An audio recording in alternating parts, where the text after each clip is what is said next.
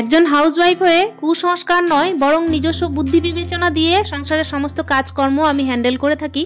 তো চলো আজকের ভিডিওটা না হয় এখান থেকে স্টার্ট করছি। Hello everyone, good morning, welcome back to my channel. আশা করছি সকলেই খুব ভালো আছো। বীরভূম জেলার ছোট্ট একটা শহর থেকে আমি সুধা আবারও চলে এসেছি নতুন দিনের নতুন আরও একটা গল্প নিয়ে। তো চলো আজকে গল্পের মাধ্যমে ব্লগটা না হয় এখান থেকে স্টার্ট করা যাক। সকালবেলায় দেখতে পেলে চুড়িদার পরে গেছিলাম একটু বাজার করতে কি বলো তো, একটু ফল টল আনতে গেছিলাম। আর এই যে দেখতেই পাচ্ছ এসেই না স্নানটা সেরে নিয়েছি। আজকে আমাদের রান্না বান্না নেই, আজকে হচ্ছে ষষ্ঠীর দিন। গতকালকের ভিডিওতে আমি শেয়ার করেছিলাম যে অনেক রান্না করতে হয়েছিল।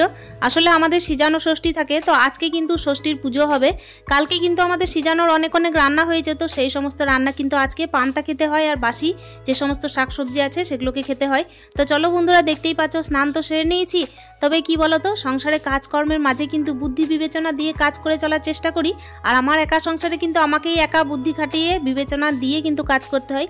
প্রত্যেক দিন সকাল থেকে কিন্তু শুরু করে রাত পর্যন্ত একার বুদ্ধি বিবেচনা দিয়ে কাজ করার চেষ্টা করছি। আজকে যতই হোক পান্তা খাওয়ার দিন, তার মানে এই নয় যে কুসংস্কার মেনে চলছি। তবে হ্যাঁ, পান্তা খাওয়ার যে বিষয়টা আছে না, খেতে একটু ভালোও লাগে। বছরে একবার যদি এরকম দিন থাকে তাহলে কার না ভালো লাগে বলো। সকাল সকাল দেখতেই পাচ্ছ স্নান হয়ে গেল। স্নানটা ইদানিং হচ্ছে কি প্রত্যেক দিনই হয়ে যাচ্ছে মাথার মধ্যে স্নান। তো সেক্ষেত্রে কি হচ্ছে, চুলটা শুকানোর একটু ব্যাপার আছে, ঠান্ডা যেন না লেগে যায়। আসলে সংসারের কাজের মধ্যে তো নিজের বুদ্ধি বিবেচনা দিয়ে নিজের শরীরটাকেও ঠিক রাখতে হবে। নিচে এসে দেখি যে বক্সগুলো এতটাই পরিমাণ সাউন্ডে বাজছে যে আমি কোনো রকমভাবে জানলা খুলতে পারছিলাম না। তবে কি বলতো, সকাল সকাল একটুখানি যদি জানলা না খুলি না তাহলে মনটা একদম ভালো লাগে না। ওই কারণে দেখলাম যে পূর্ব দিকে জানলাটা না খুলেও এদিকে দক্ষিণ দিকে জানলাটা খুলে দিই। তো চলো দেখতেই পাচ্ছ মা ষষ্ঠীর পুজো করবো, সেই জন্য এখানে ঘরের মধ্যেই দূর্বা হয়। তো যে সমস্ত ছোট ছোট দূর্বাগুলো আছে, তো অল্প সংখ্যক হলেও সেখান থেকে নিয়ে আমি পুজোটা সেরে নেবো। আর প্রত্যেক দিন দেখো পুজো করি একটা অন্যরকম ভাবে। এখন তো মা সরস্বতী ঘরের মধ্যে আছেন, এই আজকের দিনটাই হতে পারে যে শেষ দিন। মা সরস্বতীর কাছে যে সমস্ত ছেলের বইগুলো দেওয়া আছে, হারমোনিয়াম, তারপরে হচ্ছে তবলা গচ্ছিত রাখা আছে, 2 দিনের জন্য দায়িত্ব দেওয়া আছে আর কি। তো সেগুলোকে তো কাল থেকে আবার নিয়ে নিতে হবে। আজকের মতোই কিন্তু বলতে পারো যে শেষ দিনের মতো এখানে জমা দেওয়া হলো। তারপর থেকে কিন্তু মা আমাদেরকে দায়িত্ব দিয়ে দেবেন যে নিজের দায়িত্ব নিজে কাঁধে তুলে নাও, আমি তো আছি, তাই না? তো চলো বন্ধুরা, দেখতেই পাচ্ছ এখানে সুন্দর করে মা ষষ্ঠীর আর এই যে মা সরস্বতীর পুজো করে নিচ্ছি। আসলে কি বলতো, এই ষষ্ঠী পুজোটা কিন্তু এই সরস্বতী পুজোর সময়ই হয়। এটা হচ্ছে শীতলা ষষ্ঠী। তো আমাদের কিন্তু একটা নিয়ম আছে কি, যে বাচ্চাদেরকে আজকে স্নান করানো যাবে না। তবে এক্ষেত্রে আমার একটা সুবিধা হলো, আমার ছেলের প্রচণ্ড পরিমাণে ঠান্ডা লেগেছে। আজকে ছেলের কোনো রকম জামা কাপড়ও কাচতে নেই, এমনকি ছেলেকে চানও করাতে নেই। তো এক্ষেত্রে একটা কাজে লাগলো কি জিনিসটা, যে যেহেতু স্নানটা করাতে নেই, তো একদিকে ভালো হলো, ছেলের ঠান্ডাটা খুবই পরিমাণ লেগেছে। আর এই যে এখানে তোমাদেরকে যেটা দেখাচ্ছি, এটাই হচ্ছে ষষ্ঠীর প্রসাদ। আমি কিন্তু এখানে আমাদের এখানে যে ষষ্ঠীতলা আছে ওখানে পুজো দিয়ে আসবো। আর কি বলতো, আমার শাশুড়ি মা তো ওই বাড়িতে ষষ্ঠী পেতেছেন, তো ওখান থেকে প্রসাদ আনা হয়েছে। তো চলো বন্ধুরা, এই যে তোমরাও দর্শন করে নাও ষষ্ঠীর প্রসাদ। আর এইরকম প্রসাদ কার না ভাল লাগে বলো, বছরে একবার। এই যে দেখো ছোলা, তার সঙ্গে হচ্ছে চিড়ে ভাজা, তার সঙ্গে হচ্ছে মুরগি, চাল ভাজা, আর নানা রকমের তো ফল থাকেই থাকে। তো চলো বন্ধুরা, ওই প্রসাদটা তো আমি রেখে দিয়েছি, যেহেতু ওখানে কিন্তু মা সরস্বতীকে দেওয়া হয়েছিল। আর এই যে প্যাকেটের মধ্যে যেটা আমি ছেলেকে দিচ্ছি, সেটা হচ্ছে আমার শ্বশুরবাড়ি থেকে আনা। তো কি বলতো, একটুখানি মনের শান্তি হয়। আর সব থেকে বড় ব্যাপার হচ্ছে যে ছেলেও জানতে পারবে যে আমার ওই বাড়ি থেকে এসেছে। সেই ক্ষেত্রে কিন্তু আমি আমারটা না দিয়ে আমি শ্বশুরবাড়িটাই দেওয়ার চেষ্টা করলাম। আমি যখন ছেলেকে মাথায় হাত দিয়ে আশীর্বাদ করি, কিংবা হচ্ছে কোনো রকমের কপালের মধ্যে ফোঁটা দিই না, তখন ছেলে প্রচুর খুশি হয়। আর ওর মধ্যে একটা এনার্জি কাজ করে যে মা হয়তো আমাকে আশীর্বাদ করছে, মানে হচ্ছে আমার সব কাজ হয়ে যাবে। আর দেখবে বাচ্চাদের ক্ষেত্রে কিন্তু এই কাজটা খুবই কাজে লাগে। মানে ব্যাপার হচ্ছে, বড়দের হাত কিন্তু মাথার ওপর থাকলে না, বাচ্চারা অন্যরকম একটা মানসিক শান্তি পায়। এটা কিন্তু সত্যি কথা বলতে নিজের বুদ্ধি খাটিয়ে করা দরকার। কেন কি দেখো, কুসংস্কার তো আশীর্বাদের মধ্যে থাকে কিনা আমি জানি না। তবে হ্যাঁ, আমি এটা মনে করি সবসময় যে একটা গুড উইশেস বলে একটা যে কাজটা বা হচ্ছে কথাটা বা ওয়ার্ডটা আমরা ইউজ করি, তার মধ্যে কিন্তু একটা আলাদা এনার্জি কাজ করে। সেটা হচ্ছে মেন্টালি এনার্জি। মানে ব্যাপার হচ্ছে যে কোনো রকমের আমরা যে কোনো আধ্যাত্মিক শক্তি তার মধ্যে দিয়ে দিচ্ছি তা নয়। তবে হ্যাঁ, মেন্টালি একটা শক্তি কিন্তু তার মধ্যে দেওয়া হয়ই হয়। তো চলো বন্ধুরা, এদিকে দেখতেই পাচ্ছ আমি কিন্তু তোমাদের সাথে গল্প করতে করতে চুলটা যে খোলা ছিল সেটাকে একটু বেঁধে নিলাম। তারপর দেখো ঝাঁটটা দিতে লাগলাম। কেন কি এত পরিমাণে ধুলো হচ্ছে এখানে। এই যে ফুটবল খেলার মাঠ, যেহেতু তোমাদেরকে আগেও বলেছি যে মাঠের সামনে এত ফুটবল খেলা হয়, আর আমাদের হচ্ছে একতলা ঘর। তো তার মধ্যে দেখো উঠোনের মধ্যে এত ধুলোবালি পড়ে, আর গাছগুলোও ধুলোর মধ্যে ঢেকে যায়। তবু আমি চেষ্টা করি সারাদিনের মধ্যে 3-4 বার করে ঝাঁট দেওয়ার। আমাদের আজকে উনুনও জ্বালতে নেই, যেহেতু ওই যে বললাম পান্তা খাওয়ার ব্যাপার আছে, সেই কারণে কিন্তু উনুনটা জ্বালবো কখন একেবারে সন্ধে টন্ধে দিয়ে তারপরে। আর এই ক্ষেত্রে কি বলতো, এই যে বাসি যেগুলো পান্তা আছে বাসি আছে সেগুলোকে আমি তাড়াতাড়ি খেয়ে নেওয়ার চেষ্টা করব।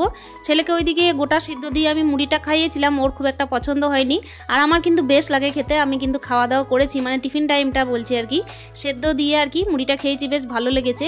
আর এই টাইমে কি বলতো, এখন যখন ঘড়ির কাঁটায় মোটামুটি বাজে ওই 12টা 10-15, এর মধ্যেই আমি খাবারটা খেয়ে নিচ্ছি, যেহেতু কালকে রান্না করা। আর সব থেকে বড় ব্যাপার হচ্ছে পান্তা।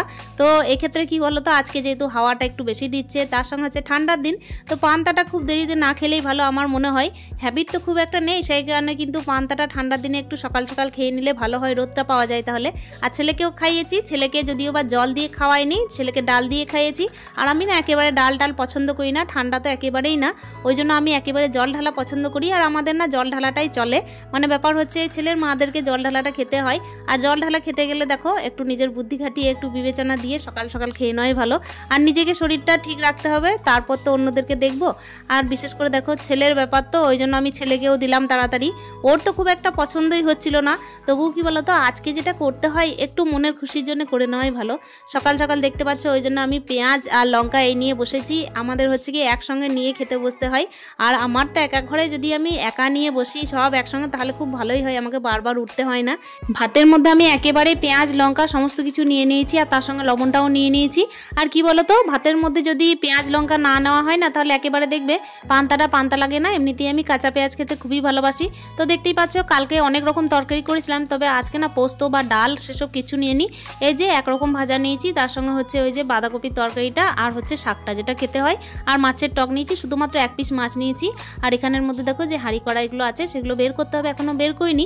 রান্নাঘরের কিন্তু দুরবস্থা হয়েছিল কাল থেকেই, সেটাকে আমি খুব ভালোভাবে পরিষ্কার করে নেব। দেখো কাজকর্ম যে আজকে নেই তা নয়, রান্নাবান্না নেই মানে যে অনেক কাজ চলে গেল তা না।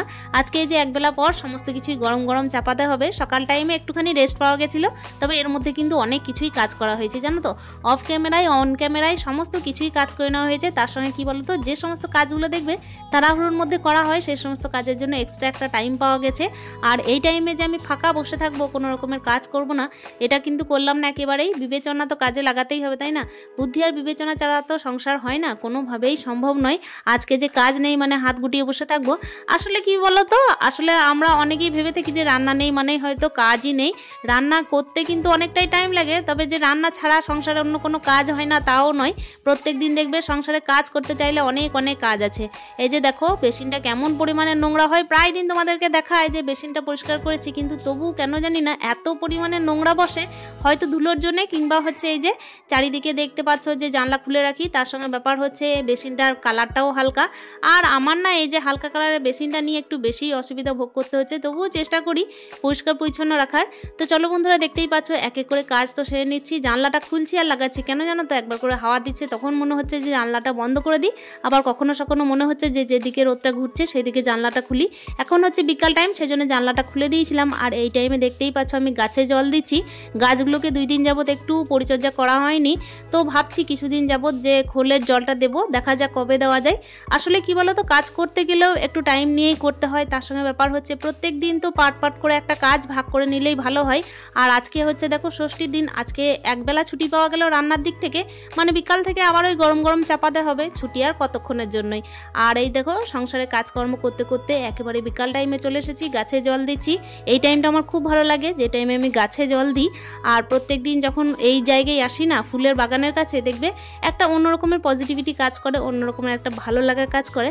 আমরা দেখবে গৃহবধূরা সংসারে কাজকর্ম করতে করতে নিজের বুদ্ধি বিবেচনা দিয়ে যখন চলতে থাকি, সংসারটাকে পরিচালনা করতে থাকি, আর সংসারটার ভালো চাইতে চাইতে যখন দেখবে একটা পর্যায়ে চলে যায়, যখন আমরা সংসারটাকে খুব ভালোভাবে পরিচালনা করতে পারি, তখন দেখবে কখনো সখনো হয়তো কুসংস্কারের বশবর্তী হয়। তবে কুসংস্কারটাকে এক সাইডে রেখে দেখবে নিজের বুদ্ধি আর বিবেচনা দিয়ে কাজ করলে সংসারটাকে অনায়াসেই ঠিকঠাক করে চালানো যায়। দেখো সকাল থেকে অনেক কাজকর্ম করলাম, তবে কুসংস্কারকে কিভাবে সুসংস্কারে পরিণত করে বুদ্ধি দিয়ে বিবেচনা দিয়ে নিজের সংসারটাকে পরিচালনা করলাম, সেটাও নিশ্চয়ই দেখে থাকলে। তো চলো বন্ধুরা, ব্লগের একেবারে শেষ মুহূর্তে চলে এসেছি। বিকাল টাইমে এত পরিমাণের মশা ঢোকে জানলা দিয়ে, যে আমি চেষ্টা করি যখন রোদটা থাকে তখন জানলাটা খোলার, আর যেই রোদটা ডুবে যায় আর কি, সূর্য অস্ত গেলেই কিন্তু জানলাটা একেবারে ভালোভাবে লাগিয়ে দিই।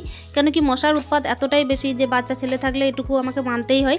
তো চলো একেবারে ব্লগের লাস্ট মুহূর্তে এসে তোমাদের কাছে বিদায় নিচ্ছি। দেখা হচ্ছে অন্য দিনের অন্য ব্লগ নিয়ে। Stay happy, happy. হ্যাপি মন, টাটা।